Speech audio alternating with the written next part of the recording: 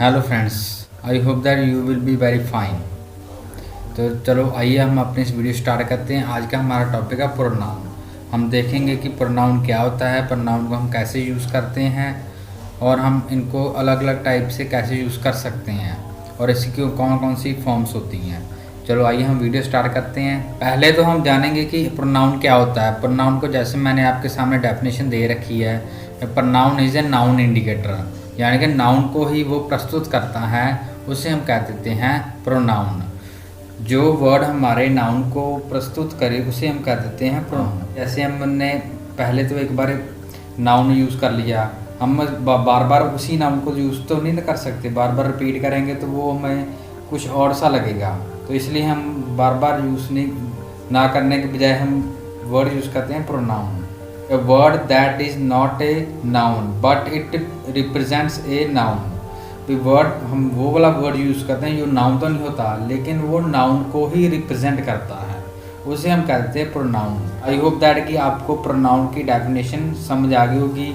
आगे हम कुछ इसे एग्जांपल से भी करेंगे, इसे हम यूज़ करके भी देखेंगे तो आपको बेहतर समझ आएगा। चलो आइए हम कुछ एग्जांपल करते हैं। जैसे हमारे फर्स्ट एग्जांपल है, Ram has bot a new car. Ram नई कार लेके आया। इट इज़ वेरी एक्सपेंसिव, जो कि बहुत एक्सपेंसिव है।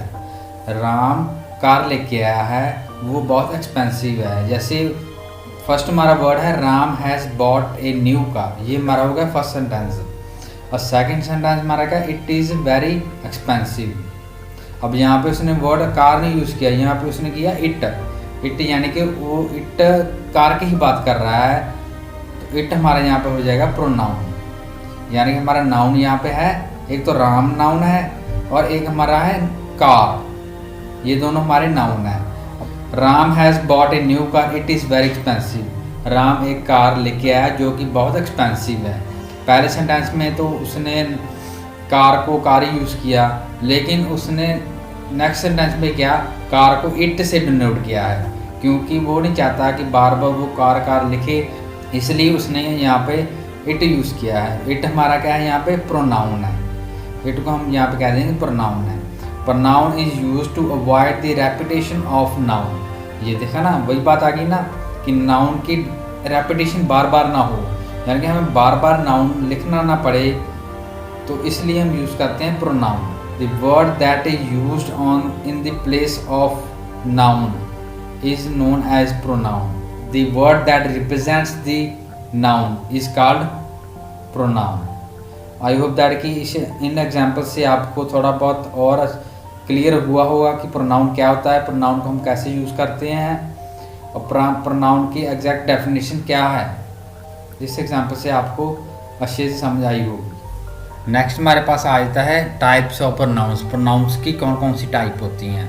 एक तो फर्स्ट टाइप होती है पर्सनल प्रोनाउन, फिर होती है रेसिप्रोकल प्रोनाउन, फिर डिस्ट्रीब्यूटिव प्रोनाउन, फिर डेमोस्ट्रेटिव प्रोनाउन, फिर रिफ्लेक्सिव प्रोनाउन, एम्फेटिक प्रोनाउन, फिर interrogative pronoun, relative pronoun, compound relative pronoun, indefinite pronoun, possessive pronoun. तो ये सारी टाइप्स धीरे धीरे करेंगे। तो ये थी हमारी प्रोनाउन की टाइप्स। सबसे पहले जो हमारे पास प्रोनाउन आता है वो आता है personal pronoun. A pronoun is a word that is used in place of a noun। pronoun एक वर्ड होता है जो हम नाउन की जगह पे यूज़ करते हैं। फॉर एग्जाम्पल उसकी एग्जाम्पल्स आएंगे I, we, she, it, they, her, him, them, us, me, you, are. These all are called personal pronouns. ये सारे के सारे क्या हैं, पर्सनल प्रोनाउंस हैं। अब ये मैंने आपको डायग्राम में अच्छे से दिखा रखा है कि कौन कौन से प्रोनाउन है। फर्स्ट पर्सन प्रोनाउन कौन सा है, सेकंड पर्सन कौन सा है और थर्ड पर्सन के लिए हम क्या यूज़ करते हैं। और आइए हम पर्सन्स की बात करते हैं। जैसे फर्स्ट पर्सन के लिए फर्स्ट पर्सन कौन सा होता है, फर्स्ट पर्सन वो होता है जो स्पीकर होता है, यानी कि वो जो बोलता है वो होता है फर्स्ट पर्सन। उसके लिए हम क्या यूज़ करेंगे, उसके लिए हम यूज़ करेंगे प्रोनाउन आई और वी। अगर एक पर्सन आया तो आई यूज़ करेंगे, अगर दो पर्सन आया तो वी यूज़ करेंगे। तो हमारे पास आता है सेकंड पर्सन। सेकंड पर्सन कौन सा आता है, वो होता है लिसनर, यानी कि जो सुनता है बात को, उसे हम कहते हैं सेकंड पर्सन। और उसके लिए हम क्या यूज़ करेंगे, कौन सा प्रोनाउन यूज़ करेंगे, उसके लिए हम यूज़ करेंगे यू। सेकंड पर्सन के लिए जो लिसनर है उसके लिए हम यू प्रोनाउन यूज़ करते हैं। नेक्स्ट लास्ट पे हमारे पास आता है third person pronoun. Third person कौन सा होता है, other than speaker and listener, जो लिसनर और स्पीकर दोनों के अलावा तीसरा पर्सन होता है उसे हम कह देते हैं थर्ड पर्सन। उसके लिए हम कौन कौन से प्रोनाउन यूज़ करते हैं, उसके लिए हम यूज़ करेंगे he, she, it, they and all nouns. तो ये होता है हमारा थर्ड पर्सन। तो ये आपको ध्यान में रखना है कि फर्स्ट पर्सन के लिए हमें क्या यूज़ करना है, सेकंड पर्सन के लिए यूज़ करना क्या करना है, कौन सा प्रोनाउन यूज़ करना है, और थर्ड पर्सन के लिए कौन सा प्रोनाउन करना है। वैसे तो आप जितना ज़्यादा प्रैक्टिस करेंगे उतने ज़्यादा ही आपको ये कंसेप्ट क्लियर होगा। तो चलो आइए हम नेक्स्ट देखते हैं हमारे पास नेक्स्ट स्लाइड में क्या है। अब हमारे पास सबसे पहला जो प्रोनाउन है वो कौन सा है, वो हमारे पास आता है दे। अब हमें देखना कि दे हम किसके लिए यूज़ करते हैं, एक हम पर्सन के लिए यूज़ करते हैं और एक हम थिंग्स के लिए यूज़ करते हैं। अब पर्सन के लिए कैसे यूज़ करते हैं, जैसे 3-4 आदमी खड़े हैं तो उनके लिए हमें प्रोनाउन यूज़ करना है तो हम दे यूज़ करते हैं। जैसे they are sitting there, they are standing there, तो ऐसे हम दे यूज़ करते हैं पर्सन के लिए। और थिंग्स के लिए हम कैसे यूज़ करते हैं, the pens that they are having they are red in colour, things के लिए यूज़ करते हैं। और अगर हमारे पास कोई नाउन आ जाता है, नाउन के लिए हम कैसे यूज़ करते हैं, जैसे हमारे पास नाउन है राम है, कोई नाम है, कोई भी किसी का नेम हो उसे हम नाउन कहते हैं। यहाँ पे हमारे पास कौन सा नाउन है, राम है, तो राम एक नाउन है, तो उसके लिए हम कौन सा प्रोनाउन यूज़ करेंगे, उसके लिए हम ही यूज़ करेंगे। और राम और श्याम के लिए हम कौन सा यूज़ करेंगे, दे यूज़ करेंगे, यानी कि दोनों की बात होगी। जब एक से ज़्यादा की बात हो उनके लिए हम दे यूज़ करते हैं, जब एक के लिए बात हो उसके लिए हम ही यूज़ करते हैं। जैसे मैं एग्जांपल से समझाता हूँ, दिस पेन इज़ डिफेक्टिव, यानी कि जो उसने पेन पकड़ा हुआ है वो उसकी बात कर रहा है कि दिस पेन इज़ डिफेक्टिव, यानी कि वो वाला पेन डिफेक्टिव है। तो यहाँ पे हम दिस पेन के लिए कौन सा प्रोनाउन यूज़ कर सकते हैं, इट, यानी कि इट इज़ डिफेक्टिव। जैसे हम कहेंगे दिस पेन इज़ डिफेक्टिव, उसके लिए हम पर्सनल प्रोनाउन यूज़ करेंगे, तो उसके लिए हम कैसे करेंगे, इट इज़ डिफेक्टिव। नेक्स्ट हमारा example, I have bought some chairs, यानी कि मैं कुछ चेयर्स लेके आया। दे आर वेरी एक्सपेंसिव, पहले तो मैंने आपको बताया था कि हम दे पर्सन के यूज़ करते हैं और थिंग्स के लिए भी यूज़ करते हैं। अब यहाँ पे हमारे पास थिंग्स कौन सी हैं, चेयर्स हैं, सम चेयर्स, तो इसके लिए मैंने यूज़ कर दिया दे।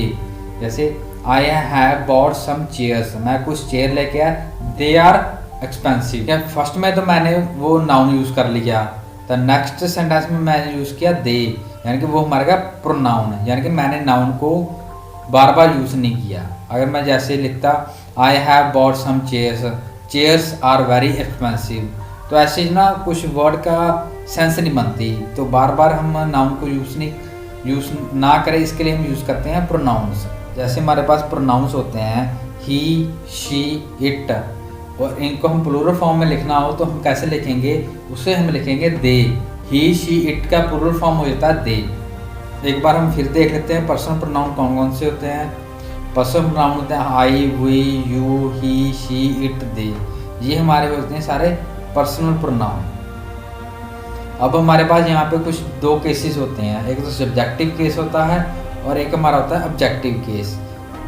सब्जेक्टिव केस के लिए हम कौन कौन से प्रोनाउन यूज़ कर सकते हैं, उनके लिए हम यूज़ कर सकते हैं I, we, you, her, she, it, they, ये सारे के सारे हम प्रोनाउन यूज़ करेंगे सब्जेक्टिव केस के लिए। और ऑब्जेक्टिव केस के लिए हम क्या यूज़ करेंगे, ऑब्जेक्टिव से केस के लिए हमें यूज़ करने पड़ेंगे me, us, you, him, her, it, them, ये सारे के सारे हम प्रोनाउंस यूज़ करेंगे ऑब्जेक्टिव केस के लिए। ये मैंने प्रोनाउंस को अलग अलग पार्ट्स में डिवाइड किया है। एक तो हमारा तो सब्जेक्टिव केस, एक होता है पोजेसिव केस, एक होता है ऑब्जेक्टिव केस, और एक हमारा होता है पोजेसिव प्रोनाउन, एक होता है हमारा रिफ्लेक्सिव प्रोनाउन। तो ये मैंने उनको अलग अलग टाइप्स मैंने लिखी हैं, अलग अलग तरीके से हम कैसे यूज़ करते हैं। अगर सब्जेक्टिव केस हो तो हम आई यूज़ करेंगे, पोजेसिव केस हो तो माई यूज़ करेंगे, और ऑब्जेक्टिव केस हो तो मी यूज़ करेंगे, पोजेसिव प्रोनाउन हो तो माइन यूज़ करेंगे, और रिफ्लेक्सिव हो तो हम माई सेल्फ यूज़ करेंगे। अब ये जो हमारे सारे के सारे जो होते हैं ना सेल्फ वाले वर्ड्स, सेल्फ वाले जो हमारे प्रोनाउंस होते हैं, ये सारे के सारे क्या होते हैं, ये होते हैं रिफ्लेक्सिव प्रोनाउंस। तो ये आपको बात ऐसे याद रखने हैं। रिफ्लेक्सिव प्रोनाउंस कौन कौन से होते हैं? रिफ्लेक्सिव प्रोनाउंस वो होते हैं जिनके साथ हमारा सेल्फ लगता है। तो इन सभी को हम डिटेल में देखेंगे। तो ये चार्ट आपको प्रॉपरली याद कर लेना है ताकि आपको कभी भी कोई दिक्कत ना आए और आप आसानी से सेंटेंस को जिस फॉर्म में लिखना चाहते हैं आप लिख सकें। अब वही की अलग अलग फॉर्म कौन सी होती हैं? वही की अलग अलग फॉर्म होती हैं, जैसे वही के अलग अलग फॉर्म आ जाते हैं, आर, अस, आवस, आव सेल्फ्स, ये सारे हो जाएंगी वही की डिफरेंट फॉर्म्स। वैसे हमारे पास यू की फॉर्म से आ गई, यू की आ जाएगी यूअर्स, यूअर्स, यूअर्स सेल्फ्स, ये सारे की सारी यू की फॉर्म्स है। नेक्स्ट हमारे पास आ जाता है सब्जेक्टिव और nominative case of personal pronoun. Subjective और nominative case of personal pronoun कौन कौन से हो जाएंगे हमारे पास? ये हो जाएगा I, we, you, he, she, it, they. When personal pronoun is used as subject, जब भी हमारा personal pronoun as a subject use होता है किसी भी सेंटेंस में, in any sentence, then that is the subjective case of the personal pronoun. वो क्या होता है हमारा? वो होता है सब्जेक्टिव केस होता है पर्सनल प्रोनाउन का। जैसे for example me am a teacher, यानी कि ये होता है ना मी एम ए टीचर, ये हमारा होगा पोजेसिव। मी हम किसके लिए यूज करते हैं? पोजेसिव के लिए यूज करते हैं, पर्सनल प्रोनाउन के लिए। अब हमें ऐसे बनाना हो अगर सब्जेक्टिव, तो उसके लिए हम कहेंगे आई एम ए टीचर। यहाँ पे हमारा सब्जेक्ट कौन सा है? आई, और हमारा एम जो है वो हमारा आ जाएगा वर्ब। ये मैंने कुछ सेंटेंस दे रखे हैं, जैसे हमारा सेंटेंस है Ram and me was present in meeting, यानी कि राम और मैं दोनों के दोनों हम मीटिंग में प्रेजेंट थे। यहाँ पे हमारा सब्जेक्ट क्या हो जाएगा? राम एंड मी। जहाँ पे हमारे हो गए दो पर्सन्स, और दो पर्सन हमारे जो हो जाता है प्लूरल केस, वो हमारा होता है plural case. Ram and me, ये हो गया हमारा सब्जेक्ट। हमारा वर्ब हो गया वॉज। वॉज को हम वर्ब भी लिख सकते हैं ना, वही verb present in the meeting. Next हमारा Ram informed me that you and him were the real culprit. अब यहाँ पे हमारा गया दैट, यहाँ पे हमारा जाए कंजक्शन, यानी कि दो सेंटेंस को जो जोड़ता है उसे हम कह देते हैं कंजक्शन। यहाँ पे हमारा दैट क्या है? कंजक्शन। और यू हमारा क्या है? यू हमारा सब्जेक्ट है, और हिम भी हमारा सब्जेक्ट है, और हिम को हम ही भी लिख सकते हैं, और वर हमारा क्या है? वर्ब है। तो ये इनकी आपने अलग अलग फॉर्म लिख के तो सेंटेंस को आपने अच्छे तरीके से बना लेना। नेक्स्ट हमारा सेकंड कंसेप्ट हमारा क्या हो जाएगा? सेकंड कंसेप्ट है subject plus any form of be, यानी कि बी की कोई भी फॉर्म। Subject plus any form of be plus complement. ठीक है, हमारे कौन कौन से फॉर्म होते हैं? V1 हमारा हो जाएगा इज, एम, आर। बी की फर्स्ट फॉर्म तो बी ही रहेगी, और सेकंड फॉर्म आ जाएगी इज, और थर्ड फॉर्म आ जाएगी एम, और फोर्थ फॉर्म आ जाएगी आर। तो ये तीनों हो जाएंगे हमारी V1। अब नेक्स्ट हमारा V2 में कौन कौन सा आ जाएगा? V2 में आ जाएगा वाज और वर, यानी कि पास्ट फॉर्म दोनों आ जाएंगी। वाज और वर हमारी आ जाएंगी V2 में। अब नेक्स्ट हमारा है V3। V3 में आ जाएगा हमारा बीन। बीन यानी कि जो कॉन्टिन्यूस में आ जाएगा, ये हमारी आ जाएगी सेवंथ फॉर्म ऑफ बी। और एट्थ फॉर्म ऑफ बी की क्या आ जाएगी? वो आ जाएगी बीइंग, और ये हमारी हो जाएगी V4। ये तो थी हमारी बी की अलग अलग फॉर्म्स। आप इन फॉर्म्स को अगर अलग अलग सेंटेंस में अलग अलग तरीके से यूज़ करोगे तो आप डिफरेंट फॉर्म्स ऑफ सेंटेंस बना सकते हो। अब जैसे हमारा सेंटेंस है next, he is writing a letter. या अब हमारा इस यहाँ पे जो इज है, इज हमारा है हेल्पिंग वर्ब, और राइटिंग हमारा क्या है? वो मेन वर्ब है। वो काम क्या कर रहा है? वो राइटिंग कर रहा है। He is writing a letter, is हमारा हो गया हेल्पिंग वर्ब, और राइटिंग हमारा हो गया मेन वर्ब। नेक्स्ट सेंटेंस है हमारा ही इज ए टीचर, और यहाँ पे इज हमारा हो गया मेन वर्ब, और इज हमारा क्या था? वो ना बी की सेकंड फॉर्म थी। वो कॉम्प्लीमेंट के स्थान पर आने वाले पर्सनल प्रोनाउन हमेशा सब्जेक्टिव केस में लिखे जाते हैं, ठीक है ना। जो कॉम्प्लीमेंट के साथ हमारे पर्सनल प्रोनाउन आते हैं वो हमेशा कैसे लिखे जाते हैं, वो हमेशा सब्जेक्टिव केस में ही लिखे जाते हैं। तो चलो आइए हम आगे देखते हैं कैसे लिखे जाते हैं। अब यहाँ पे हमारा फर्स्ट सेंटेंस है, it was me who am to blame for that accident. अब यहाँ पे हमारा क्या है, इट हमारा क्या है, सब्जेक्ट है, और वॉज हमारा क्या है, मेन वर्ब है, और यहाँ पे कॉम्प्लीमेंट कौन सा है, कॉम्प्लीमेंट मी हमारा है, वो जो है वो है कॉम्प्लीमेंट। ये है हमारे कुछ सब्जेक्टिव केस के केसेस हैं। It was plus personal pronoun. Next हमारा सेंटेंस आता है, if I were him I could give you some money. और यहाँ पे हमारा क्या, आई हमारा आ जाएगा यहाँ पे सब्जेक्ट, और हमारा वर्ब क्या आ जाएगा, वर्ब हमारा आ जाएगा मेन वर्ब, और हिम यहाँ पे हमारा आ जाएगा कॉम्प्लीमेंट। हम एक और सेंटेंस देखते हैं, I you and Ram are not guilty of this murder. अब आई यू एंड राम ये हमारे तीनों के तीनों हो जाएंगे सब्जेक्ट, और आर हमारा हो जाएगा वर्ब।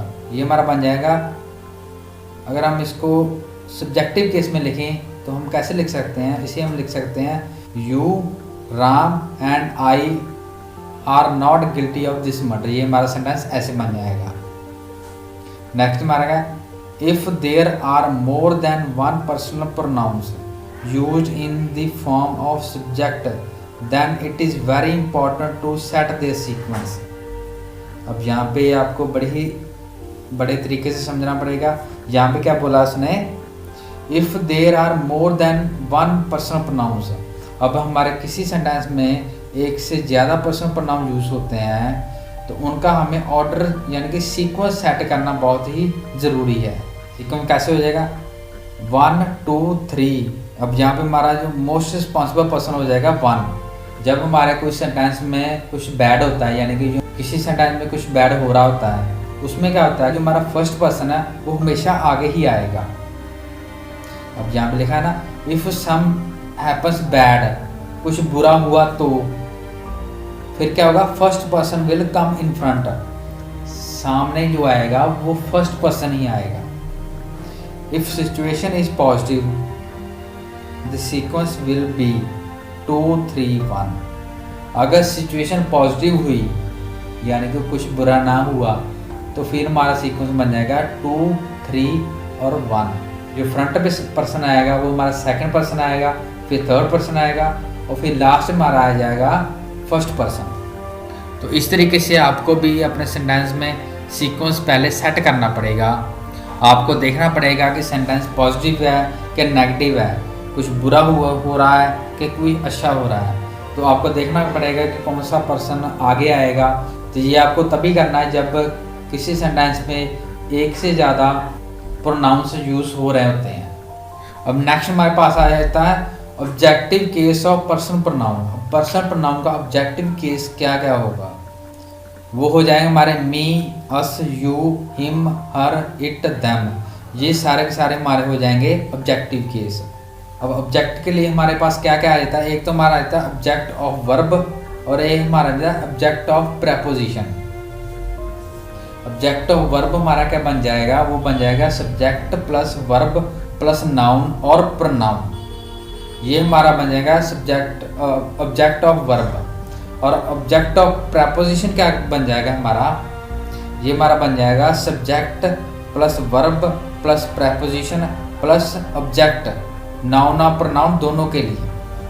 अब यहाँ पे हमारे एग्जाम्पल क्या आ जाएगी, एग्जाम्पल आ जाएगी हमारी, they purchase some new cars.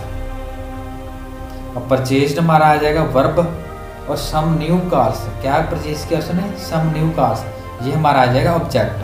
पहले तो आपको किसी सेंटेंस में, हर एक सेंटेंस में पता होना चाहिए कि हमारा वर्ब कौन सा है और ऑब्जेक्ट कौन सा है, ये आपको पता होना चाहिए। अब यहाँ पे हमारा क्या सेंटेंस है, they purchase some new cars, यानी कि दे हमारा हो जाएगा पर्सनल प्रोनाउन, ये तो आपको पता ही है, और परचेज हमारा हो जाएगा वर्ब, और सम न्यू कार्स हमारा हो जाएगा ऑब्जेक्ट।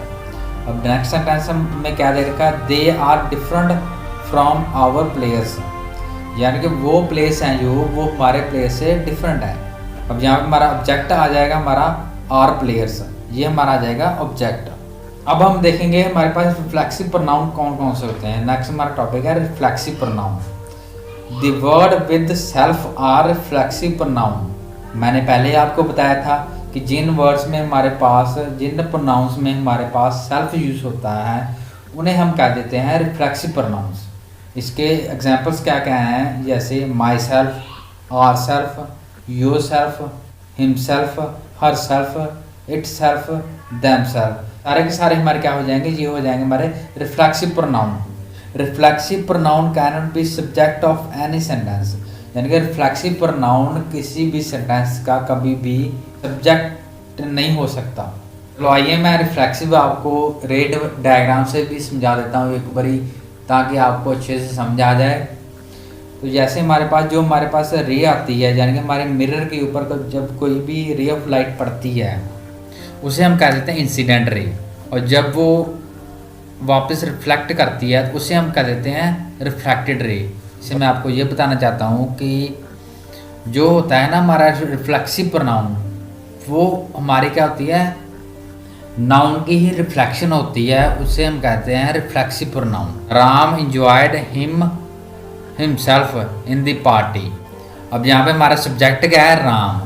राम को हम ही भी लिख सकते हैं और हिम भी लिख सकते हैं और हिमसेल्फ भी लिख सकते हैं, ठीक है ना। ये सारी की सारी फॉर्म्स तो राम की है ना, यानी कि ये राम को हमने लिखा ही और ही को लिखा हमने हिमसेल्फ, ये यानी कि राम की ही रिफ्लेक्शन होगी ना हिमसेल्फ, तो इसलिए ये हमारा हो जाएगा रिफ्लेक्सिव प्रोनाउन। हिमसेल्फ हमारा आ जाएगा हमारे यहाँ पे रिफ्लेक्सिव प्रोनाउन।